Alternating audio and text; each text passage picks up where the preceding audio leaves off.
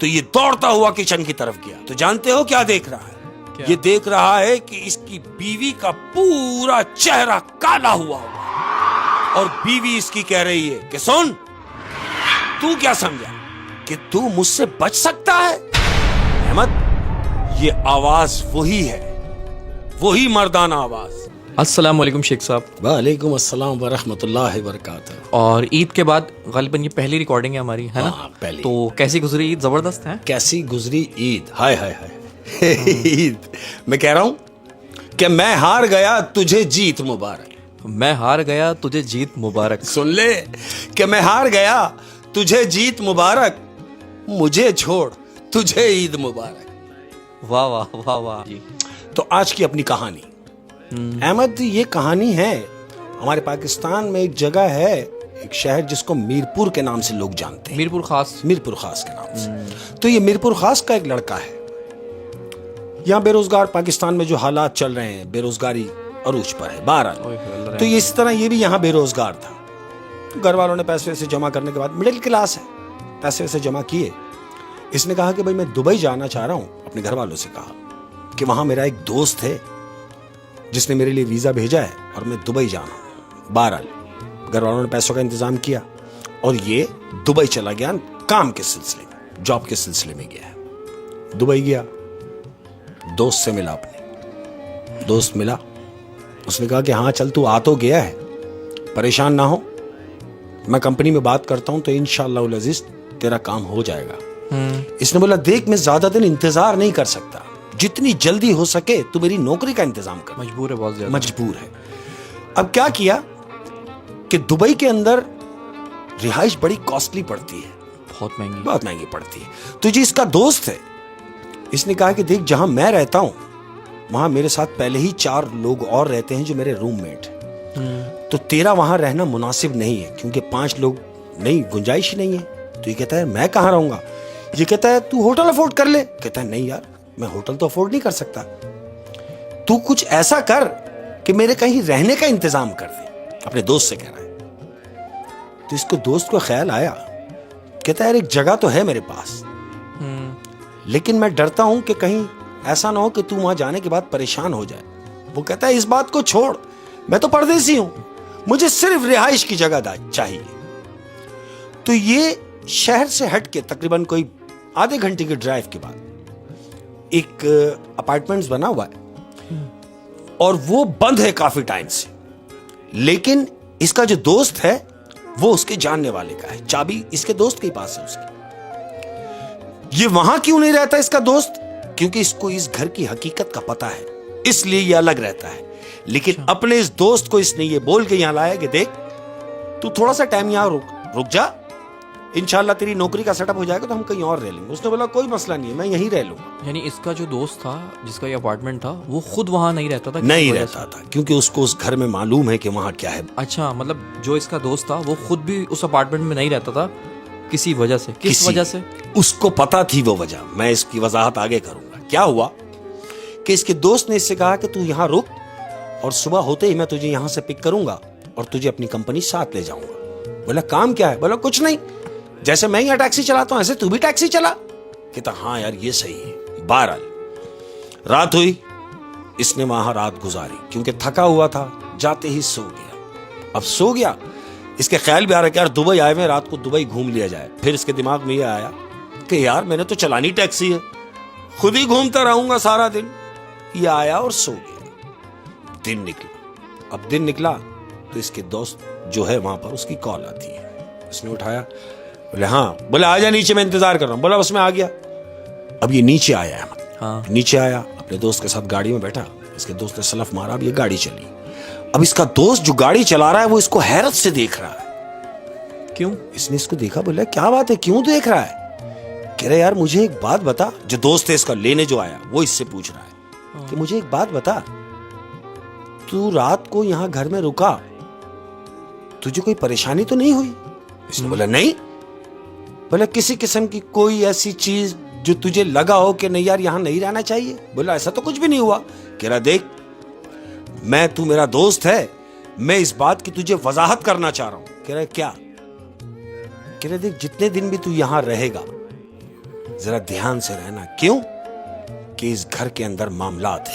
इसके दोस्त ने इसको बताया। तो वो कह रहा है यार अभी तो मेरी रिहाइश का भी इंतजाम नहीं है, तू मुझे अभी से डरा रहा है। कह रहा नहीं, डरा नहीं रहा, मैं तुझे बता रहा हूं। ये रास्ते में बात हो रही है। कंपनी पहुंचे, कंपनी ले गया। अब चूंकि इसके दोस्त ने वहां पहले से माहौल बनाया हुआ था, कंपनी गए, इसका इंटरव्यू हुआ, पास हो गया। दिन में थे, टैक्सी हैंड ओवर हो गई।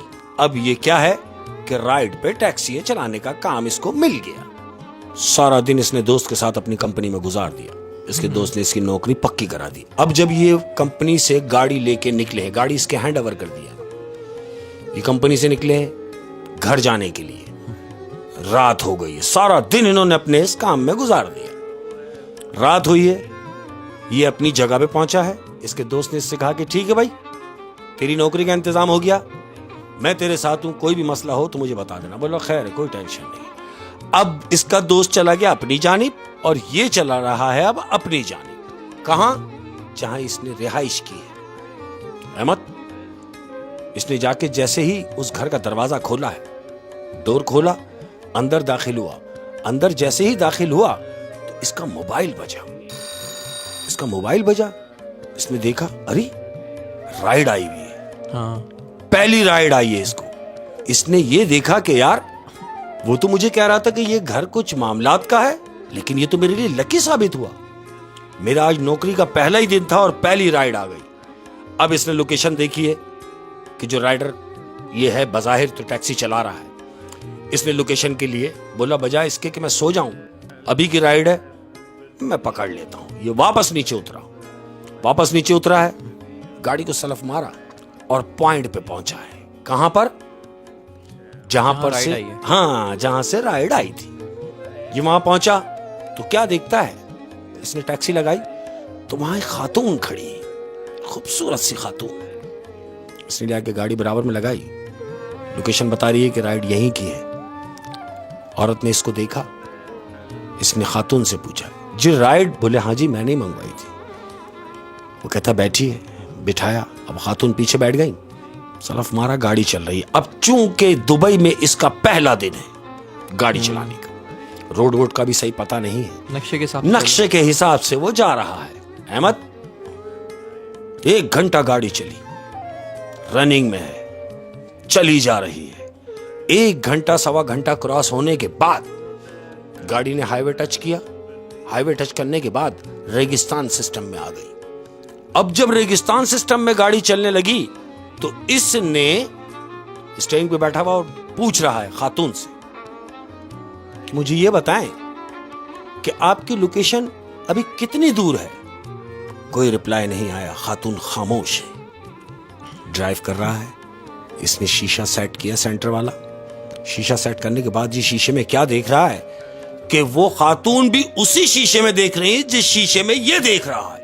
उसने देखा तो उसकी बड़ी बड़ी आंखें एकदम ये झैप गया, क्योंकि वो भी उसी शीशे को देख रही थी। इसकी नजर पड़ी, दोनों का IQ मिला, इसने फौरन अपनी नजर चुराई। स्टीयरिंग फिर पूछा कि मैं आपसे ये पूछना चाहता हूं कि आपकी लोकेशन कितनी देर में आएगी। तो जानते हो अहमद पीछे से क्या आवाज आई है? क्या? पीछे से एक ड्रोनी आवाज आई है और आवाज कह रही है कि तुम खामोशी से गाड़ी चलाते रहो, क्योंकि ये तुम्हारा काम है। जहां मेरी लोकेशन आएगी मैं तुम्हें खुद रोकूंगी। एक ड्रोनी आवाज है। अहमद, अब जब इसने सुना कि ये ड्रोनी आवाज है और पीछे घूम के जैसे बजाय इसके कि शीशे में देखता है, ये पीछे जैसे ही घूमा है तो क्या देख रहा है कि सीट पे कोई भी नहीं, सीट खाली है। वो कहां गई? कहां गई कुछ नहीं पता, सीट खाली। ये कांपने लगा बुरी तरीके से और इसने वहीं से गाड़ी घुमाई, वहीं से गाड़ी घुमाई और स्पीड मारी है। बमुश्किल 5 मिनट गाड़ी चली है अहमद और ये बेहोश हो गया। अब जब ये बेहोश हो गया उस रोड के ऊपर कि जो दोनों तरफ रेगिस्तान है, ये बेहोश है, रात का टाइम है। अब तुमने देखा होगा कि हाईवे पे पुलिस रनिंग में होती है। हाँ। हाईवे पुलिस जो होती है वो गुजर रहे होंगे, इन्होंने इसको देखा, इसको हॉस्पिटल ले गए। अब जब इसकी आंख खुली है तो ये हॉस्पिटल में था। ये उठा और उठते ही देख रहा है कि मैं कहां हूं।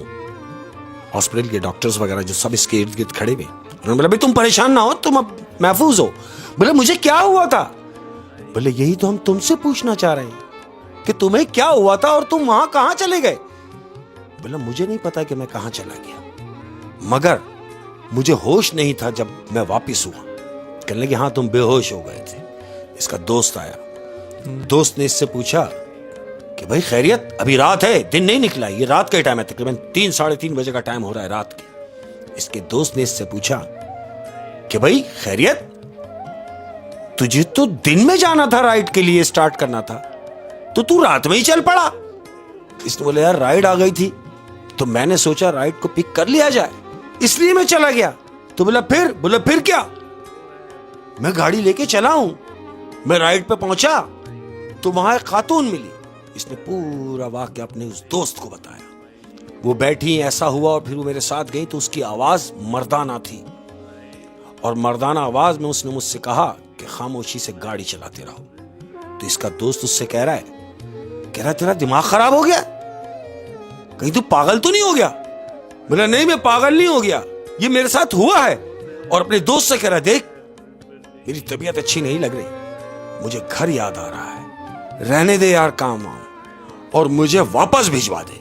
वो कहता है बेवकूफ आदमी, तुझे तो अभी आए टाइम ही नहीं हुआ, दिन भी नहीं गुजरे, और तू वापस जाने की बात कर रहा है। कह रहा हाँ मेरा दिल घबरा रहा है और मैं पाकिस्तान वापस जाना चाहता हूं। अहमद दिन निकला, अब बजाय इसके कि अपना काम शुरू करता, इसकी तबीयत बिगड़ने लगी, बुखार की कैफियत बहुत गर्म हुआ है। इसके दोस्त ने इसको हाथ लगाया तो कहता है मैं तुझसे क्या कहूं कि तू काम पे चला जा, ये टैक्सी चला ले, क्योंकि तुझे तो बुखार है। तो बेहतर यही है, इसके दोस्त ने मुनासिब समझा कहीं खुदा ना खास्ता ऐसा ना हो कि इसको अगर कुछ यहां हो जाता है तो ये तो मेरे रेफरेंस पे है, मेरे लिए मुश्किलें खड़ी हो जाएंगी। उसने इसको रिटर्न भेजना ही गनीमत जाना, और वो खुद भी यही चाहता था, क्योंकि वहां परेशान घबरा गया वो। अब ये वहां से रिटर्न हो गया, वापस कहां आ गया ये? अपने घर मीरपुर खास। अब जब ये घर आ गया, इसने सारा वाकया आके अपने घर वालों को बताया, यानी अपनी बीवी से शेयर किया कि मैं गया और पहले दिन मेरे साथ ऐसा ऐसा हुआ। जाहिर है बीवी है, उसने बोला आपने बहुत अच्छा किया, आपका वहां रुकना बनता भी नहीं था। अरे भाई हम रूकी सूखी जैसे भी होगा हम गुजारा कर लेंगे, मगर हम अपने मुल्क में ही रहेंगे, तुम्हें कहीं जाने की जरूरत नहीं। तो इसकी बीवी इसको मशवरा देती है तुम एक काम करो, ड्राइविंग तो तुम्हें आती है, लेकिन तुम्हारा जो अपना जाती काम है तुम वही काम शुरू कर दो यही मीरपुर में। तो वो क्या कहना चाहती हो? कहती मैं ये चाहती हूं कि तुम मिठाई की दुकान खोल लो। ये बेसिक जो है मिठाई बनाना जानता है। अपनी बीवी के कहने से, और इसने यही गनीमत जाना कि ये काम मुझे आता है, इसने एक मिठाई की शॉप खोल ली अपने ही मीरपुर के अंदर। मिठाई की शॉप खोली है, हफ्ता भर गुजरा है अहमद, अच्छी भली शॉप चल रही है, थोड़ा बहुत इसकी सेटिंग हो गई है। एक हफ्ता गुजरा है। एक हफ्ता गुजरने के बाद ये क्या देखता है अहमद कि ये अपनी दुकान में बैठा हुआ है मिठाई की, और दुकान के सामने एक बड़ी लंबी गाड़ी आके रुकती है, व्हाइट कलर की गाड़ी। और जानते हो व्हाइट की नंबर प्लेट क्या है उस गाड़ी की? उस गाड़ी की नंबर प्लेट दुबई की है अहमद। इसने वो नंबर प्लेट देखी और गाड़ी देखी, ये कह रहा है हमारे मीरपुर में इतनी बड़ी गाड़ी तो अभी तक मैंने देखी भी नहीं, लेकिन नंबर प्लेट दुबई का, यहां कौन आ गया? ये सोच ही रहा है। गाड़ी आके इसकी बिल्कुल दुकान के पास रुकी है। अब ये क्या देख रहा है अहमद कि वो जो गाड़ी आके रुकी है उसकी नंबर प्लेट दुबई की है। इसने देखा दुबई की नंबर प्लेट और इतनी बड़ी गाड़ी, इसमें है कौन? ये सोच ही रहा है। तो क्या देख रहा है कि वो गाड़ी इसकी दुकान के सामने आके रुकी है और गाड़ी का शीशा नीचे हुआ है अहमद। जब गाड़ी का शीशा नीचे हुआ है तो जानते हो गाड़ी में कौन बैठा हुआ है? कौन? गाड़ी में बैठी हुई है वही औरत जो दुबई में इसको मिली थी, और इससे कह रही है कि तुम क्या समझे, अगर तुम शहर से चले जाओगे, एक मुल्क से दूसरे मुल्क भी चले जाओगे, तो क्या मैं नहीं आ सकती? जहां जहां तुम जाओगे मैं वहां वहां आऊंगी। अहमद इतनी बात हुई है उस शीशे में से उसने उस औरत ने कहा है इससे, और ये बजाय इसके कि दुकान में रुकता कुछ नहीं, ये दुकान से नीचे उतरा और सीधा भागता हुआ अपने घर की जानिब भागा है। घर भागा, घर भागने के बाद इसने दरवाजा धड़ करके खोला और अंदर से बंद किया और हाँप रहा है। बीवी ने इससे पूछा, अरे भाई खैरियत, भागते हुए आ रहे हो, क्या हुआ? इसने बोला, खामोश, चुप रहो। 5 मिनट का सन्नाटा हुआ। बीवी को इसने कहा कि खामोश रहो। अंदर बीवी इसको लेके आई और कहती, मुझे बताओ तो सही कि क्या हुआ। अब ये बीवी को बता रहा है कि मैं तो दुकान में बैठा हुआ था, लेकिन क्या देखता हूं कि दुकान के सामने एक बड़ी गाड़ी आके रुकी है और गाड़ी का शीशा नीचे उतरा है, और जानती हो कि उस गाड़ी के अंदर कौन बैठा हुआ है? इसकी बीवी ने कहा, कौन? कहता है, वही औरत जिसका मैंने तुम्हें बताया था कि जो दुबई में मेरी गाड़ी में बैठी थी, जिसकी खौफनाक आवाज थी। वो आवाज कोई जिन की आवाज, यानी मर्द की आवाज, लेकिन खौफनाक आवाज थी। ये वही औरत थी। इसकी बीवी ने कहा, अरे वो यहां कैसे आ गई? कह रहा, मुझे नहीं पता। तो कह रही, वो कहां है? इसने कहा कि वो मेरी दुकान के बाहर खड़ी है। कहती, क्या कह रहे हो? कह रहा, हाँ, तुम्हें यकीन नहीं? चलो मैं तुम्हें दिखाता हूं। ये बीवी को लेके साथ दुकान की तरफ गया है, बीवी को यकीन दिलाने के लिए। हाँ। ये दुकान की तरफ पहुंचा। अहमद, ये जब दुकान पे पहुंचा है तो जानते हो क्या देख रहा है? क्या? वो देख रहा है कि दूर तक कुछ भी नहीं। ये लोगों को पकड़ पकड़ के पूछ रहा है कि सुनो, तुमने देखा कि यहां भी एक गाड़ी खड़ी थी सफेद कलर की बड़ी? बोला, नहीं।